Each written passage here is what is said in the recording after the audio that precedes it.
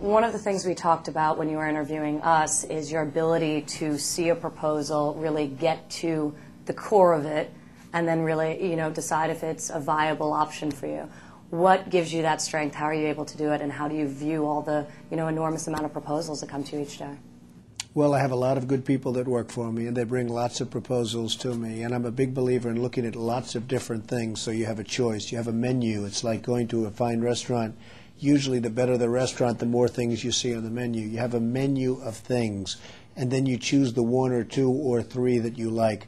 I know people that look at one deal, and they do that one deal, and they don't see a big display in front of them. And usually that one deal doesn't work out so well. So I like to have a big choice, a big variety. It's very important to me. And then I'll choose a percentage of them that I think are good. You get to see a big, beautiful menu, and that's what I like. We're one of the few developers out there, and you're one of the few developers out there, even on the luxury level, who's really able to do every single side of real estate, from the golf courses to the incredible single-family homes, the clubs, your condominium routes, hotel. How do you manage that sort of diversity of projects? Well, I think it's all in the imagination. It's all having an architectural flair. It's in the location. We have a site that you folks know very well, 300 acres right in Los Angeles, in Palos Verdes, which is a fantastic location within Los Angeles. And it's 2.5 miles on the Pacific Ocean, and we're building mansions there. We just built a golf course that's rated the #1 course in the state of California. And it's just a fantastic piece of property. When I saw that property, I immediately knew I wanted it. After I got it, I didn't know what I was going to do with it. After I got it, I had to go through a lengthy zoning process. They felt very good about me. They felt very good about Trump and the Trump brand.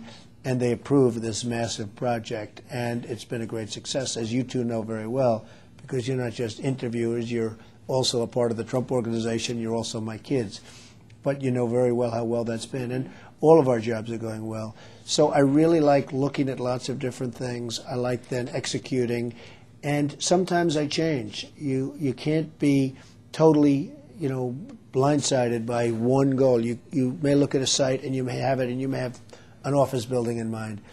But you can't just keep that in mind, because maybe all of a sudden it works much better for a residential building. Chicago's a great example of that. Well, Chicago's an example. Seven Springs is an example. We were going to do a big golf project with houses, and then we ended up changing it a couple of times. And, you just change with the times. Like the fighters say, you go with the punches. You have to change with the times.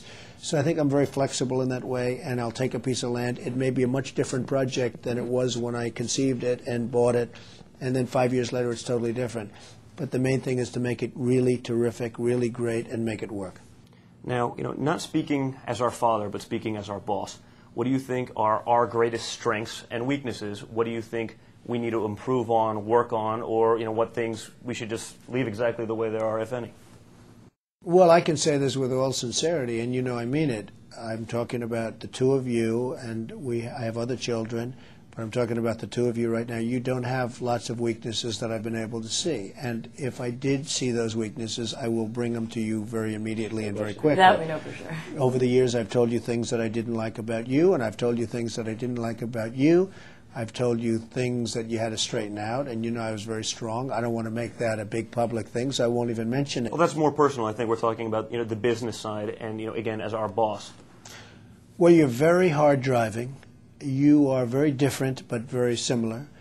You're very glib, and glib is a good thing, but you have to be careful with, you don't be too glib. You're very glib.